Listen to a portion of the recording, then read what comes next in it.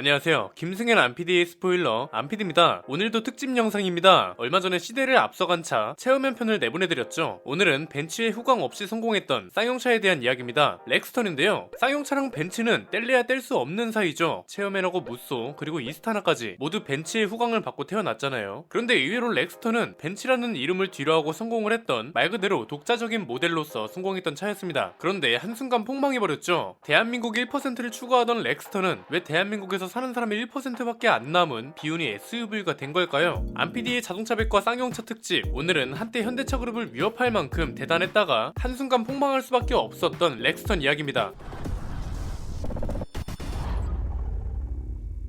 지금과는 전혀 다른 이야기라 공감이 안 될 수도 있습니다. 그런데 2001년 출시 당시에는 대한민국을 대표하는 고급 SUV이자 현대차도 덤빌 수 없는 넘사벽 차였습니다. 1세대 렉스턴은 1998년부터 3년 동안 그 당시 무려 1,600억 원을 투자해서 개발한 차입니다. 2001년 서울의 힐튼 호텔에서 처음으로 공개됐고요. 같은 해 9월에 출시됐습니다. 원래는 무쏘의 후속 모델로 나올 뻔했던 차인데 98년이면 언제인가요? 쌍용차가 대우그룹 손에 있을 때잖아요. 그래서 이 당시 대우자동차 입맛대로 굉장히 많은 수정을 거치게 됩니다. 이 중 제일 컸던 게 포지션입니다. 야야, 무쏘 후속은 무슨 무쏘 윗급으로 출시해버려, 이런 지시가 있었고 결국 한 단계 윗급의 고급 SUV로 출시하는 방향으로 바뀌게 됩니다. 그 다음으로 컸던 변화는 디자인입니다. 원래 무쏘와 코란도를 디자인한 켄 그린리 교수한테 디자인을 맡겼거든요. 그런데 대우차 입맛에 맞추려고 레간자를 디자인했던 이탈 디자인 주제하로에게 디자인을 맡깁니다. 그러니까 이건 무슨 소리예요? 원래 렉스턴도 무쏘처럼 각진 디자인이 될 뻔했는데 유선형 스타일로 바뀌게 됐고 이 덕에 오히려 더 중후하고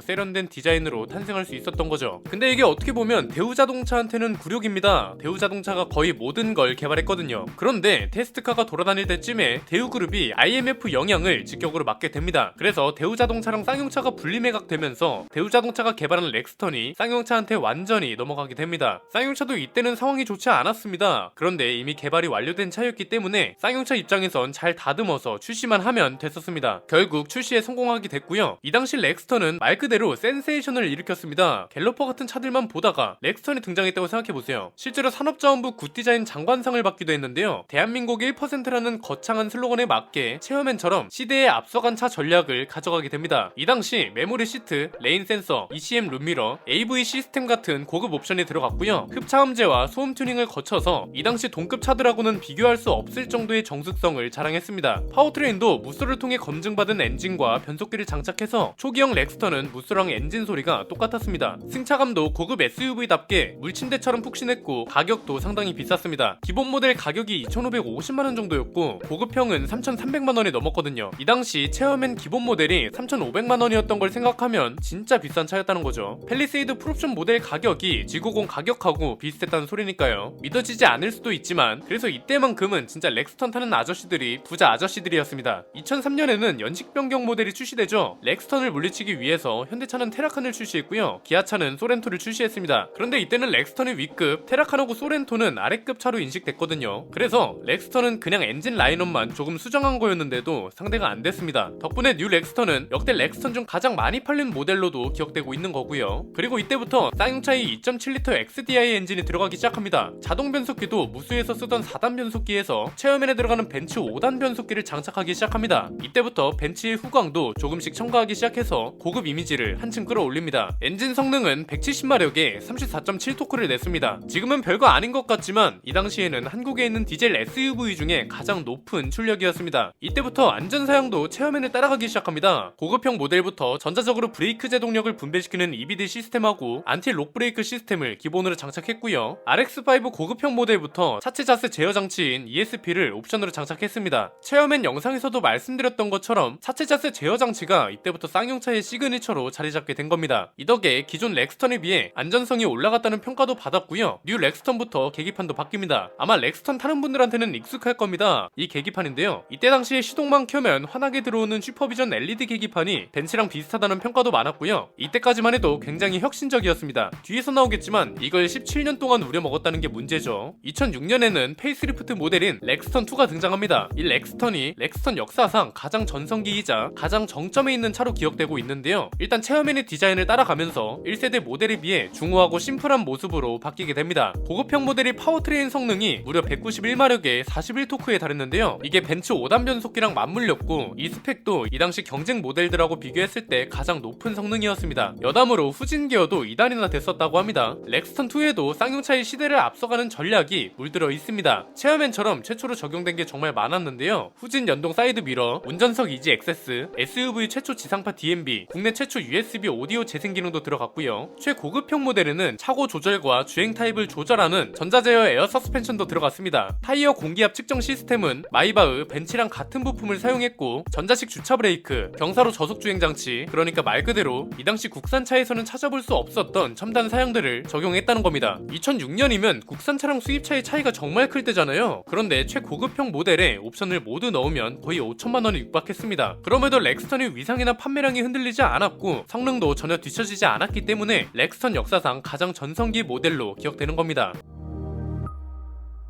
그런데 출시된 지 1년도 안 돼서 이미지에 금이 가기 시작합니다. 렉스턴2 유로가 나왔을 때부터인데요. 환경 규제에 대응하기 위해서 DPF를 추가했고 외장 색깔도 투톤 컬러에서 모노톤 컬러로 바뀌게 됩니다. 이때부터 원가 절감도 적극적으로 시작됩니다. 트렁크 가니쉬, 뒷유리만 열리는 플립업 글라스, 디럭스 스포일러 이런 게 모두 삭제되면서 어딘가 모르게 허전해집니다. 그러더니 슈퍼 렉스턴부터 슬슬 이미지가 기울기 시작합니다. 전자제어 에어 서스펜션도 삭제해버리고요. 갑자기 또 모노톤 외관을 투톤 컬러로 다시 바꿔버립니다. 유로 모델에서 삭제됐던 트렁크 가니쉬랑 디럭스 스포일러도 다시 등장합니다. 야, 이거 뭔가 좀 이상하죠? 삭제됐던 옵션을 다시 추가하질 않나. 심지어 이때부터 차급도 추락을 하거든요. 액티언하고 카이런에 들어갔던 2.0L 디젤 엔진을 렉스턴에 박아버렸던 게 가장 컸는데요. 여기에 쌍용차가 경쟁력으로 밀고 나가던 차체 자세 제어 장치도 빼버리고 내비게이션에도 지상파 DMB 기능이 삭제됩니다. 여기서 끝이 아닙니다. 2011년에는 타이어 공기압 측정 시스템까지 삭제해버립니다. 그냥 한마디로 에쿠스에 있는 온갖 장비들을 모두 삭제해서 소나타급으로 만들었다는 겁니다. 뭔가 좀 어수선해 보이는데 그럴 수밖에요. 이때가 딱 쌍용차 사태가 있었을 때잖아요. 원래는 또 다른 신차가 나왔어야 하는데 상하이차 사태까지 겹치면서 신차 프로젝트가 무산됐고요. 이것 때문에 렉스턴이 급을 낮춰버리고 더 오래 파는 방향으로 갈 수밖에 없었던 겁니다. 그래서 결국 신차는 나오지 못하고 렉스턴이 두 번째 페이스리프트 모델이 나옵니다. 렉스턴 W죠. 이때부터 본격적인 몰락이 시작되고 사골 이미지까지 더해집니다. 체어맨하고 똑같은 과정을 밟기 시작했다는 거죠. 다행히 이때 당시 디자인은 그나마 괜찮다는 평가가 많았습니다. 디자인은 괜찮았음에도 사골이라는 수식어와 뒤처진 차라는 인식이 뒤따라온 이유는 간단합니다. 배출가스 규제 때문에 2.7L 모델이 삭제되고 2.0L 4기통 엔진으로 교체가 됩니다. 그래서 191마력을 내던 차가 한순간 155마력을 내는 아래급 차가 되어버린 거고요. 여기에 전자식 주차 브레이크도 삭제하고 난데없이 수동식 핸드브레이크를 넣어버리고 인테리어는 여전히 2000년대 초반에 머물러 있었습니다. 2001년에 최초로 등장한 차를 이런 식으로 2017년까지 무려 16년 동안 팔다가 쓸쓸하게 단종을 시켜버립니다. 말 그대로 렉스턴이라는 이미지가 만신창이가 된 상황에서 지금 우리에게 익숙한 2세대 렉스턴이 탄생합니다. 이것도 출발이 그렇게 좋지 못했습니다. 가뜩이나 이미지도 망가진 와중에 이름이 G4 렉스턴이래요. G4가 떠오르지 않을 수 없는 장명 센스였죠. 그나마 우람해진 차체 덕에 급이 많이 올라갔구나 싶다가도 엔진 성능을 보는 순간 그 생각이 싹 사라졌습니다. 렉스턴 W에 들어가던 2.2 디젤 엔진을 살짝 개량한 게 들어갔고 변속기는 벤츠의 7단 변속기를 장착했습니다. 그런데 벤츠 후광도 2000년대 초반에나 먹혔죠. 20년 된 벤츠 기술이 2010년 후반에도 먹힐 리가 없잖아요. 그나마 좀 괜찮았던 건 가격입니다. 산타페랑 소렌토 중간 트림, 모하비 중간 트림 가격이랑 딱 겹쳤거든요. 그럼에도 판매량이 부진했던 이유는 뭔가 렉스턴만이 강점이라고 할 만한 게 모두 사라졌기 때문입니다. 생각을 해보세요. 렉스턴 전성기 시절 있잖아요. 이때는 현대기아차에 없던 첨단 사양에 디자인도 혁신적이었고 파워트레인 성능도 동급 최고 수준이었잖아요. 그런데 2세대 렉스턴은 내세울 만한 특장점이 뭔가요? 물론 아예 없는 건 아닙니다. 동급 최초로 오토 클로징 기능이 들어갔고요. 국산 SUV 최초로 스마트키로 창문을 컨트롤할 수 있는 기능도 들어갔습니다. 국내 최초로 3D 어라운드 뷰를 탑재하기도 했고 카 오디오 중 최초로 녹음 기능을 지원하기도 했습니다. 그런데 글쎄요, 애니콜 시절도 아니고 이미 스마트폰이 세상을 지배하고 있는 시대에 이런 게 큰 매력이 될 수 있었을까요? 그런데 사람들이 한 가지 착각하는 건 단순히 배기량이 낮아진다고 해서 차의 등급도 낮아진다고 생각하면 안 됩니다. 왜? 볼보는 XC90의 모든 라인업을 4기통 2000cc로 통일시켰고요. 익스플로러도 4기통 에코부스트 모델이 잘 팔립니다. 그렇다고 이 차들의 급이 낮아지지는 않았잖아요. 결국 그 차에서만 찾을 수 있는 특출한 뭔가가 있으면 된다는 겁니다. 동급 모델보다 파워트레인 성능이 뛰어나던지, 여기서 말하는 성능은 숫자가 아닙니다. 똑같은 숫자라도 밟았을 때 얼마나 잘 나가는지가 중요하죠. 한번 타보고 밟아보면 왜 쌍용차의 파워트레인이 욕을 먹고 있는지 알 수 있습니다. 이게 아니라면 디자인이 뛰어나던가요? 이것도 아니라면 동급 모델에서는 찾아볼 수 없는 고급 옵션이라도 넣던지, 뭔가 내세울 게 하나도 없는 상황에서 현대차는 팰리세이드를 출시하고 기아는 모하베를 신차급으로 페이스리프트 해버리고 제네시스까지 GV80을 출시하니까 렉스턴에 설 자리가 없어진 겁니다. 이런 상황에서 렉스턴은 티볼리 대짜라는 소리를 듣고 마인드라는 쌍용차를 버리고 있는 와중에 지금의 올뉴 렉스턴이 탄생합니다. 아, 진작에 이렇게 나왔으면 대박 날 수 있지 않았을까요? 왜 이걸 진작에 못하고 이제 와서 이러는 걸까요? 디자인만 보면 진짜 이게 쌍용차의 SUV구나 싶죠? 차체도 더 우람해지고 디자인도 남자답잖아요. 국산 SUV 중에 이렇게 다부진 디자인은 단언컨대 없을 겁니다. 반자율 주행 기술도 탑재되고 유압식 스티어링 휠도 전자식으로 바뀌었습니다. 계기판도 12.3인치 디스플레이가 장착됐고 이제서야 전자석 시트벨트 리마인더, 후석 취침 및 대화 모드, 안전 하차 경보 이런 게 들어가기 시작했습니다. 파워트레인 성능도 202마력 45토크 수준으로 올라왔고요. 사실 직접 타보면 여전히 미션 세팅 같은 게 부족합니다. 뻥마르기 아닐까 싶을 정도로 차가 안 나가거든요. 그런데 어쨌든 중요한 건 겉으로 보이는 게 1차적으로 중요하잖아요. 만약에 2세대 렉스턴이 첫 등장부터 이런 디자인에 이 정도 옵션에 이 정도 성능으로 나왔다면 현대차한테 전혀 꿀리지 않았을 겁니다. 지금은 현대차가 먼저 넣었던 옵션이나 장비들을 뒤늦게 부랴부랴 넣는 느낌이잖아요. 이제 좀 잘 나가나 싶었는데 쌍용차 사태가 발발합니다. 부품 공급까지 끊기면서 공장 가동이 중단됐죠. 이제서야 좀 팔아볼까 싶은 차가 나왔는데 회사가 엉망이라 팔지를 못했다는 겁니다. 자, 오늘 영상에서 알 수 있는 건 뭔가요? 지난번 체험한 영상처럼 렉스턴도 마찬가지죠. 쌍용차랑 에디스 모터스가 다시 일어서려면 세 가지를 조심하면 됩니다. 첫 번째는 체험엔과 똑같습니다. 시대를 앞서간다는 게 무조건 좋은 거라고 착각하지 않으면 합니다. 시대를 앞서간다는 건 반대로 말하면 그 시대의 트렌드를 제대로 파악하지 못했다는 소리가 되고요. 이미 그 전략을 택한 이상 갑자기 시대에 뒤처질 수도 없는 거라 굉장히 어려운 마케팅 전략이라는 겁니다. 두 번째는 신차를 출시할 때는 각재지 말고 최선을 다해야 한다는 겁니다. 렉스턴이나 렉스턴 스포츠 있잖아요. 페이스리프트 모델들 보고 있으면 솔직히 이전 모델들은 한심하게 느껴질 정도입니다. 그 정도로 잘 나왔거든요. 충분히 할 수 있는데 뭔가 간보고 강만 재다가 뒤늦게 제 실력을 발휘한 느낌이라는 겁니다. 이미 소비자들은 다 떠났는데 말이죠. 세 번째는 소비자는 핑계를 잘 받아주지 않는다는 겁니다. 쌍용차 상황이 어렵다는 거 모르는 사람 없죠. 그런데 소비자들 입장에선 4천만 원이라는 큰 돈을 내고 어떤 차를 사야 할지 냉정하게 결정해야 하잖아요. 더 좋은 차를 사는 건 당연한 거고 소비자들의 평가는 냉정하다는 걸 알았으면 합니다. 오늘도 옛말을 인용하면서 마치겠습니다. 논어에 나오는 내용인데요. 공자의 제자인 자공이 공자에게 정치에 대해 물었습니다. 그래서 공자가 뭐라고 했냐면 먹을 것을 풍족하게 하고 군사력을 풍족하게 하고 백성이 믿게 하는 것이다, 이렇게 대답했다고 합니다. 그래서 자공이 다시 물었습니다. 어쩔 수 없이 반드시 한 가지를 버려야 한다면 이 셋 중에 어떤 것을 먼저 버려야 합니까? 그랬더니 공자가 병, 군사를 버려라, 이렇게 답했다고 합니다. 자공이 또 물었습니다. 어쩔 수 없이 또 한 가지를 꼭 버려야 한다면 나머지 둘 중 어느 것을 먼저 버려야 합니까? 그랬더니 공자가 식을 버려라, 예로부터 사람은 다 죽기 마련이지만 백성이 신뢰하지 않으면 존립할 수 없다, 이렇게 대답했다고 합니다. 소비자들이 기다려주는 것도 한계가 있습니다. 응원해도 우리 팀이 못 이기면 결국 지치거든요. 잠깐 앞서간다고 해서 추격자가 따라오지 않으란 법 없고요. 기회를 계속 놓치면 소비자들은 실수가 아니라 그 회사의 능력이라고 보고 응원도 포기하게 됩니다. 아직까진 쌍용차를 응원하는 사람들이 많습니다. 이 사람들이 기대에 부응하는 차를 꼭 출시하길 바라고요. 에디스 모터스가 인수를 하든 다른 방법으로 살아남든 좋은 결과가 계속됐으면 하는 바람입니다.